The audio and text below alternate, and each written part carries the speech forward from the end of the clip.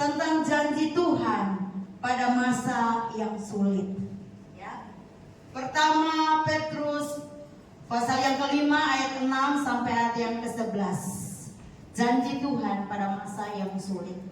Pertama Petrus 5 ayat 6 sampai dengan ayat yang ke-11. Kalau Bapak Ibu tidak keberatan, kita bangkit berdiri dan kita baca bersama-sama. 1, 2, 3. Karena itu rendahkanlah dirimu bahwa Tuhan supaya kamu ditinggikannya pada waktunya. Serahkanlah segala kekuatanmu kepadanya, sebab Dia yang memelihara kamu. Sadarlah dan berjaga-jaga lawan musuh iblis berjalan keliling sama seperti singa yang mengamuk dan mencari orang yang dapat ditelannya. Lawanlah dia dengan iman itu, sebab kamu tahu bahwa semua saudaramu di seluruh dunia menanggung penderitaan yang sama. Dan Allah sumber segala kasih karunia yang telah memanggil kamu dalam Kristus kepada kemuliaannya yang kekal, akan melengkapi, meneguhkan, menguatkan, dan mengokohkan kamu sesudah kamu menderita seketika lamanya. Dialah yang mempunyai kuasa sampai selama-lamanya. Amin. Haleluya. Terima kasih, silakan duduk. Setiap kita sedang menghadapi masa-masa yang sulit, yang membuat banyak orang berkata bahwa masa-masa yang kelam, masa-masa yang sukar. Pertama Timotius 3 ayat 1 dikatakan, ketahuilah bahwa hari-hari terakhir akan datang masa yang sukar. Dan ketong ada di hari-hari terakhir. Ada begitu banyak masa-masa yang sukar. Ketong lihat atau ketong dengar di sana sini ada peperangan, bahkan ada gempa bumi, ada banyak hal yang terjadi. Bagaimana kita sebagai anak Tuhan menjalani masa-masa yang sulit, sehingga Tuhan akan memampukan kita untuk melewatinya dan menikmati. Kita menikmati penyertaan dan pemeliharaan Tuhan. Sekali lagi, bagaimanakah kita sebagai anak-anak Tuhan, kita katakan kita adalah orang-orang pilihan Tuhan, menjalani masa-masa yang sulit, sehingga Tuhan akan memampukan kita untuk melewati dan menikmati penyertaan dan pemeliharaan Tuhan. Di dalam masa-masa yang sulit ini, Tuhan sanggup untuk melengkapi, kata firman Tuhan, mengokohkan iman kita agar setiap kita dapat mengalami kemenangan. Amin. Hal yang paling pertama, ayat yang ke-6 dari pembacaan kita. Ayat yang ke-6. Karena itu, rendahkanlah dirimu di bawah tangan Tuhan yang kuat, supaya kamu ditinggikannya pada waktunya. Bagian yang pertama ini dikatakan merendahkan diri. Dalam masa yang sulit, kita harus belajar merendahkan diri kita di hadapan Tuhan. Merendahkan diri artinya bahwa kita menyerahkan seluruh kehidupan kita kepada Tuhan. Kesombongan atau keangkuhan akan menghancurkan kita. Ketika kita merasa kuat, ketika kita merasa mampu, dengan firman Tuhan berkata bahwa kita mengandalkan kekuatan kita sendiri, maka itu semua dapat menghancurkan kita. Pada masa sekarang, apa yang harus kita banggakan?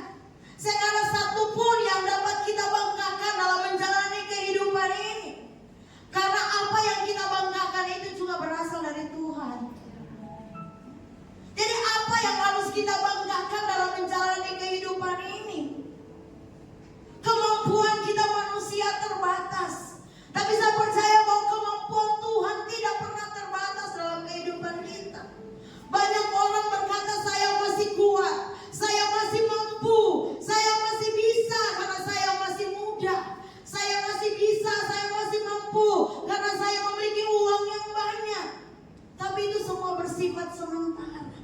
Jangan kita banggakan itu. Yang lebih penting, banggakan Tuhan. Karena Tuhan yang punya segala-galanya. Kesombongan akan menghancurkan kita. Pada masa sekarang apa yang harus kita banggakan? Apa yang harus kita andalkan? Tidak ada yang menjamin hidup kita di masa-masa ini. Banyak orang sudah mengumpul harta benda mereka. Tapi firman Tuhan berkata bahwa harta benda kita akan dimakan oleh nyengat dan karat. Tidak ada artinya. Apa yang harus kita andalkan atau siapa yang harus kita andalkan untuk menjamin kehidupan kita? Mari pada masa ini kita mau terus belajar, berjalan bersama dengan Tuhan dalam kehidupan ini. Kita terus belajar berjalan bersama dengan Tuhan. Kalau kita membiarkan Tuhan melepaskan tangannya dari kehidupan kita dan kita berjalan sendiri, maka kita akan kehilangan arah perjalanan kehidupan ini. Kita tidak akan melihat janji-janji Tuhan di masa-masa yang sulit ini kalau kita mau berjalan sendiri tanpa Tuhan. Tapi kalau kita mau berjalan bersama dengan Tuhan, maka ada janji-janji Tuhan yang akan kita nikmati dalam perjalanan hidup ini. Ada begitu banyak janji Tuhan dalam firman Tuhan. Dan janji itu ya dan amin, tidak akan berubah. Yang berubah adalah kita, karena kita tidak percaya kepada janji Tuhan. Yang berubah adalah kita, dan kita tidak akan menikmati janji Tuhan karena kita tidak beriman kepada Tuhan. Kerendahan hati adalah sebuah sikap yang sadar sepenuhnya kepada kebutuhan dan kehadiran Tuhan di dalam setiap kehidupan kita. Kerendahan hati adalah sikap sadar penuh. Kita memiliki sebuah kesadaran akan kebutuhan dan kehadiran Tuhan di dalam kehidupan kita. Setiap hari ketika kita bangun pagi, sadarlah bahwa kita membutuhkan Tuhan untuk memimpin perjalanan kehidupan kita sepanjang hari. Ketika kita bangun pagi dengan kesehatan dan kekuatan, sadarlah bahwa hanya Tuhan yang mampu dan sanggup untuk menolong kehidupan kita. Ketika kita bangun pagi dengan kekuatan yang luar biasa, kita harus sadar bahwa sesungguhnya yang menjaga kita dari malam sampai pagi adalah Tuhan. Bahkan yang membangunkan kita pagi hari adalah Tuhan. Banyak orang tidur dan tidur selama tidak dibangunkan. Karena yang bisa membangunkan kita adalah Tuhan. Tidak ada seorang pun yang dapat membangunkan kita ketika kita tidur. Jadi sadarlah bahwa kita membutuhkan kehadiran Tuhan. Ingat bahwa jangan sampai ketika ada masalah saja baru kita merasakan kita membutuhkan Tuhan. Jangan. Di saat kita sehat, di saat kita kuat, di saat kita bisa berjalan untuk melayani, kita harus belajar untuk terus membutuhkan Tuhan di dalam kehidupan kita. Jangan kita tinggalkan Tuhan. Sekali lagi, jangan kita tinggalkan Tuhan. Masa-masa yang kita lewati adalah masa-masa yang sukar. Itu kata firman Tuhan. Masa-masa yang sukar. Untuk menikmati janji Tuhan, kita harus merendahkan diri kita. Katakan, Tuhan, saya tidak berarti apa-apa tanpa Tuhan. Saya bisa seperti ini. Anak-anak saya bisa berhasil hanya karena Tuhan. Bukan karena kita. Bukan karena kemampuan kita. Hal yang berikut adalah ayat yang ke-7. Untuk menikmati janji-janji Tuhan di masa yang sulit, firman Tuhan berkata, serahkanlah segala khawatirmu kepadanya, sebab Ia akan memelihara kamu. Bagian yang berikut adalah serahkan khawatirmu. Ya. Tuhan memberikan rahasia yang sederhana untuk hidup berkemenangan adalah menyerahkan segala khawatir dan ketakutan kita kepada Tuhan. Rahasia untuk menikmati berkat-berkat atau janji-janji Tuhan di masa-masa yang sulit hanya sederhana saja, supaya kita bisa memperoleh kemenangan, yaitu menyerahkan segala khawatir dan ketakutan kita kepada Tuhan. Banyak kali orang khawatir dengan hidup ini. Bagaimana untuk menjalani ini? Bagaimana dengan masa depan ini? Saya percaya bahwa semua kita Kita sudah merancangkan masa depan anak-anak kita, tetapi yang menentukan adalah Tuhan. Saya percaya bahwa Mon dan Heni di tempat ini tidak pernah berpikir bahwa anak mereka yang paling bungsu harus diterima di PLN dan sementara kuliah dan sudah melakukan kontrak kerja. Mereka pasti tidak membayangkan bahwa hal itu terjadi, tetapi semua itu ada dalam rencana Tuhan. Bagi semua anak-anak kita, mungkin kita sudah berencana bahwa nantinya anak-anak saya nanti seperti ini, tapi kadang-kala rencana kita gagal karena itu rencana kita, bukan rencana Tuhan. Yang Tuhan ingin adalah mari kita jalani bersama Tuhan tanpa rasa khawatir, tanpa rasa takut untuk menjalani hidup ini. Kemarin Bu Dokter ya bersaksi, aduh bagaimana sudah mau pensiun, bagaimana dengan Ken untuk masa depan. Jangan kita khawatir tentang semuanya itu. Masa depan anak-anak kita Tuhan sudah atur seperti apa. Yang penting kita orang tua harus setia sungguh-sungguh kepada Tuhan. Itu kuncinya. Semua Tuhan sudah atur. Tetapi kalau kita orang tua tidak menyerahkan hidup kita sungguh-sungguh kepada Tuhan, bagaimana Tuhan mau mengerjakan berkat-berkatnya dalam perjalanan hidup kita bahkan anak-anak kita. Banyak kali kita khawatir tentang masa depan anak-anak kita, tapi sebenarnya kalau kita setia, kita tidak perlu khawatir dan takut. Kita khawatir dengan masa depan rumah tangga kita, kita khawatir dengan masa depan pekerjaan kita, kita khawatir tentang segala sesuatu. Kalau masa-masa sukar ini berlaku, apakah saya masih bisa makan? Apakah saya masih bisa, anak-anak saya masih bisa menikmati makanan yang seperti saat ini? Jangan kita berpikir terlalu jauh. Semua itu Tuhan sudah sediakan bagi orang-orang yang berharap kepada Tuhan. Jangan kita khawatir, jangan kita takut menjalani hidup ini. Mungkin kadang saat ini kita ada sementara bergumul dengan kehidupan kita. Kita belum melihat jalan keluar, tapi ingat, ketika kekhawatiran itu ada, engkau tidak akan melihat jalan keluar. Ketika ketakutan untuk menjalani hidup ini ada, engkau tidak bisa melihat jalan keluar yang Tuhan sediakan dalam kehidupan. Jalani bersama Tuhan, nikmati proses yang Tuhan izinkan terjadi, dan engkau akan keluar sebagai seorang pemenang. Kita khawatir itu hal biasa ya, tetapi Tuhan menyatakan jangan bawa kekhawatiran kita sendiri, tetapi belajarlah menyerahkan kekhawatiran kita kepada Tuhan. Dikatakan serahkanlah segala khawatirmu kepadanya, sebab Tuhan yang memelihara kehidupan kita. Yang percaya bahwa Tuhan yang memelihara hidupmu, keluarganya, rumah tangga, jangan engkau khawatir. Di samping kiri kananmu engkau lihat temanmu di samping kiri kanan atau saudaramu dan katakan jangan khawatir dan takut. Ya, jangan khawatir dan takut. Ya. Kalau setelah saudara mendengarkan kebenaran firman ini, saudara masih takut, berarti saudara tidak memiliki iman percaya yang sungguh kepada Tuhan.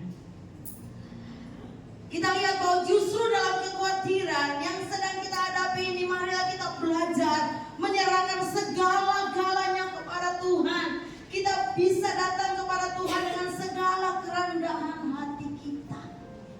Merasa tidak mampu. Bagian pertama tadi, kekhawatiran tentang masa depan, khawatir yang tadi saya sudah katakan, khawatir akan pekerjaan, khawatir kepada anak-anak, khawatir tentang keluarga dan rumah tangga. Untuk bicara tentang rumah tangga, banyak rumah tangga bukan saja agama lain mengalami proses perceraian, tetapi sekarang rumah tangga Kristen pun mengalami. Dulu kapan kita dengar orang Kristen bercerai? Beta masih kecil, beta saya pernah dengar orang Kristen bercerai.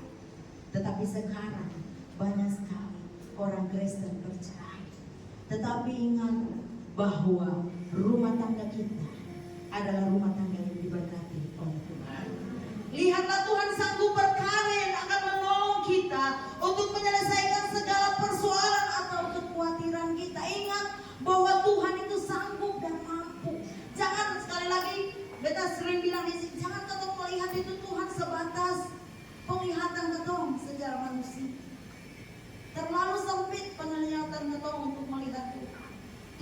jauh lebih besar dari apa yang kau bayangkan dan apa yang kau pikirkan.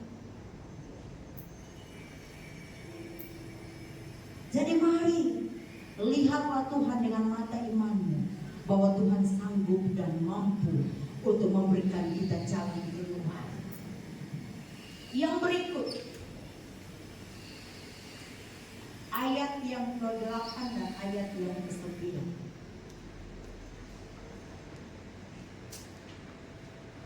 Sadarlah dan berjaga-jagalah, lawanmu si iblis berjalan keliling sama seperti singa yang mengaum-ngaum dan mencari orang yang dapat ditelannya. 9.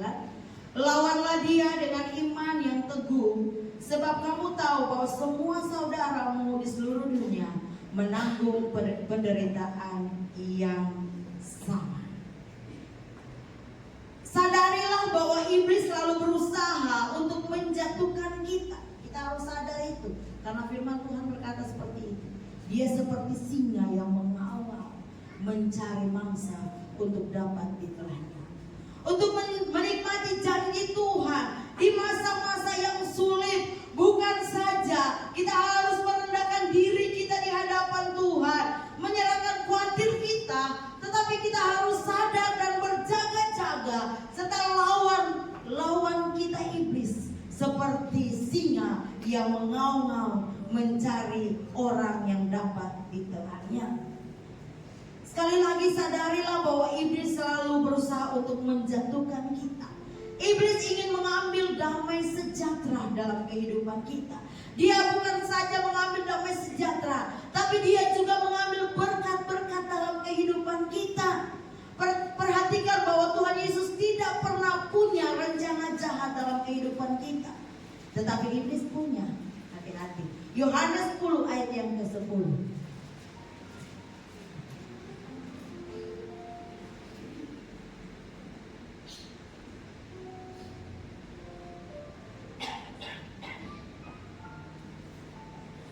Yohanes 10 ayat 10. Pencuri datang hanya untuk mencuri dan membunuh dan membinasakan. Itu pekerjaan iblis. Tetapi firman Tuhan berkata, aku datang supaya mereka mempunyai hidup dan mempunyainya dalam segala kelimpahan. Itu bagian itu. Jadi kita lihat di sini bahwa Tuhan tidak pernah punya rencana jahat dalam kehidupan kita. Kadang-kala dia izinkan ujian, dia izinkan proses berlangsung dalam kehidupan kita. Bukan Tuhan itu tidak baik, bukan Tuhan itu pergi dan meninggalkan kita, tidak. Tetapi Tuhan izinkan proses itu. Firman Tuhan bagian yang lain bahwa tidak melebihi kekuatanmu. Engkau mampu, engkau sanggup, maka Tuhan izinkan proses itu berjalan dan berjalan dalam kehidupanmu. Di dalam Yohanes pasal 10 ayat 10 berkata, pencuri datang hanya untuk mencuri, membunuh dan membinasakan. Ini pekerjaan iblis. Dia datang, dia mencuri damai sejahteramu, dia mencuri ketenanganmu. Engkau tidak tidur, engkau memikirkan hal-hal, aduh ini nanti bagaimana, membuat engkau tidak bisa tidur. Dia mulai pelan-pelan membunuh kehidupanmu. Dia memberikan penyakit karena engkau tidak bisa tidur, ya. Memikirkan hal ini, ada banyak hal yang membebani engkau. Sebenarnya masalah yang membebani tidak salah gitu. Tetapi kita harus lihat bahwa ada Tuhan di balik semua itu. Tuhan tidak pernah tinggalkan kita. Jadi dia membunuh sampai dia membinasakan. Tetapi ingat janji kebenaran firman Tuhan selanjutnya. Tuhan datang supaya mereka mempunyai hidup dan mempunyainya dalam segala kelimpahan. Amin. Puji Tuhan. Dia datang atau Tuhan hadir dalam kehidupan kita, memberikan kita hidup. Dan hidup itu bukan sampai dengan hidup saja yang kita jalani, tetapi dan mempunyainya dalam segala kelimpahan. Ada berkat-berkat yang Tuhan sediakan di dalam sepanjang kehidupan kita. Yang penting sekali lagi, kita harus sadar ada banyak lawan-lawan kita yang akan seperti singa yang datang untuk mencuri, membunuh, dan membinasakan kita. Sekali lagi, dia membunuh atau mencuri damai sejahtera. Dia mencuri berkat-berkat dalam kehidupan kita. Tapi ingat, ada Tuhan yang senantiasa memberikan kita jalan keluar. Semua yang negatif itu datang dari si jahat. Kita harus lawan dengan iman yang teguh, dengan memegang janji Tuhan. Janji Tuhan itu ya dan amin. Dan ingatlah bahwa kita harus melawan iblis dengan firman Tuhan. Kalau kita tidak baca firman Tuhan, bagaimana kita mau bisa menyerang iblis dengan firman Tuhan? Karena ketika masalah persoalan datang, semua jawabannya ada di dalam firman Tuhan. Baca, engkau akan mendapat jalan keluar. Baca, merenungkan, dan lakukan itu. Engkau akan lihat jawaban-jawaban atas semua pergumulan-pergumulan. Oleh sebab itu, jika kita memegang 3 rahasia ini, Tuhan akan melengkapi, meneguhkan, menguatkan, mengkokohkan kehidupan kita, berjalan dalam janji Tuhan, dan menikmati penyertaan Tuhan. Mungkin kebenaran firman Tuhan ini singkat bagi kita semua, tapi ingat bahwa kebenaran Tuhan akan membuat kita lebih kuat lagi. Kalau kita dengar dan mulai dengan iman percaya, kita percaya, maka itu akan jadi dalam kehidupan kita. Sekali lagi, kalau kita memegang 3 janji Tuhan ini adalah mari merendahkan diri kita di hadapan Tuhan dan mengaku bahwa hanya Tuhan yang bisa menolong kehidupan kita. Serahkan rasa takut dan khawatirmu kepada Tuhan, bahkan sadar dan berjaga-jagalah lawan musuh iblis yang terus datang seperti singa yang mengaum-ngaum mencari mangsa untuk dapat ditelannya. Saya percaya bahwa ketika kita memegang janji-janji ini, maka kita akan menang di masa-masa yang sulit. Tuhan akan melengkapi kita, sekali lagi meneguhkan, menguatkan, dan mengokohkan hidup kita, berjalan dalam janji Tuhan dan menikmati penyertaan Tuhan. Mungkin ada saatnya Tuhan belum menjawab doa kita, ya. Dalam perjalanan hidup ini, ketika kita bergumul, tidak semua 100% saat itu Tuhan menjawab doa kita. Sekali lagi, mungkin ada saat Tuhan belum menjawab doa kita. Terlihat seperti Tuhan jauh ketika kita ada di masa-masa yang sulit. Tetapi saya ingin katakan, kita harus memilih untuk tetap percaya kepada Tuhan. Mari saya ingin kita tutup Alkitab kita, dan saya menjemput kita semua bangkit berdiri. Renungkanlah berapa kali Tuhan menolong kita. Mungkin berkali-kali Tuhan menolong kita. Karena Tuhan itu setia pada janji. Sekali lagi, mungkin pada saat ini Tuhan belum menjawab doa kita. Terlihat seperti Tuhan begitu jauh dari kehidupan kita pada masa-masa yang sulit. Tetapi saya ingin katakan, kita harus tetap memilih untuk tetap berharap